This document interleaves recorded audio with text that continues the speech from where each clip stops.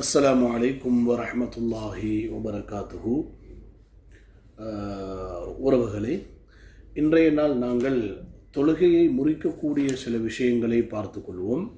முபுத்திலாத்து ஸலா, தொழுகையை முறிப்பவைகள். அதாவது நாங்கள் தொழக்கூடிய தொழுகையில் இது நடைபெற்றால், இந்த விஷயம் நடந்தால் தொழுகை முறிந்துவிடும்.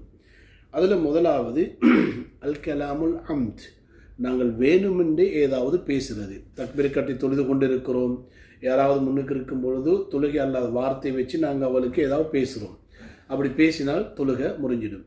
இல்லை தவறுதலாக ஏதாவது நடந்து விட்டது, நான் தொழில் இருக்கிற மறந்து புள்ள முன்னால் இருக்குது, இங்கே வாங்கன்றோம், இல்லைங்கன்றோம், மறந்து பேசிட்டோம், தொழுகை முறியாது. வேணுமென்று பேசினால் தொழுகை முறிஞ்சிடும்.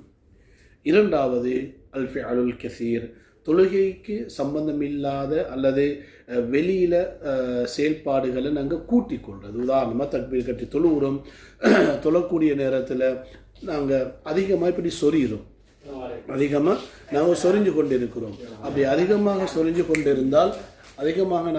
கொண்டிருந்தால் அல்லது அதிகமான நடைகளை நடந்தால், இப்படி ஏதாவது கூட்டிக் கொண்டிருந்தோம் என்று சொன்னால் தொழுகை முறிந்துவிடும். அதுவும் எங்களுக்கு கூடாது. அடுத்ததாக முலாகாத் அன் நஜாசாத், நாங்கள் தொழுது கொண்டிருக்கும் பொழுது பள்ளி விட்டே ஒன்று விழுகுது, அது ஈரமாக இருக்குது, எங்களோட உடம்புல பட்டுருந்தால் தொழுகை நாங்கள் வெளியாயிடணும். ஏன்னா நஜீஸ் பட்டுட்டே நாங்கள் வெளியாயிடணும்.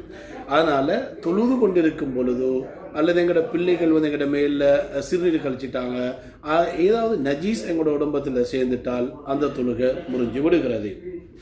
அடுத்ததாக இன்கிஷாஃப் ஷையும் மினல் அவுரா, அதாவது தொப்புள் முதல் முழங்கால் வரைக்கும் ஆண்களுக்கு அந்த பகுதியில் ஏதாவது வெளிப்படுறது. சாரன் உடுத்து தொழுகிறோம், திடீரென்று காற்றுக்கு சாரன் உயர்ந்து விட்டது, முட்டைக்காலுக்கு மேலே தொழுகை முறிஞ்சிடும். பெண்கள் முகத்தையும் கையையும் தர அடுத்த பகுதியில் மறைச்சி தொழணும்.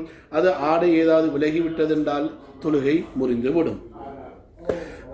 அடுத்ததாக அல்லக்கல் வஷரும், நாங்கள் தொழுது கொண்டிருக்கும் பொழுது ஏதாவது சாப்பிட்டால் குடித்தால் தொழுகை முறிந்து விடுகிறது.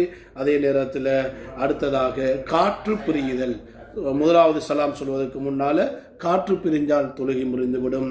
கடைசியாக கிபுலாவை விட்டு நாங்கள் திசை மாறினாலும் தொழுகை முறிந்து விடுகிறது. நாங்கள் முகம் திரும்பினால் அல்ல, நெஞ்சி அப்படி மாறிவிட்டால் தொழுகை முறிந்துவிடும்.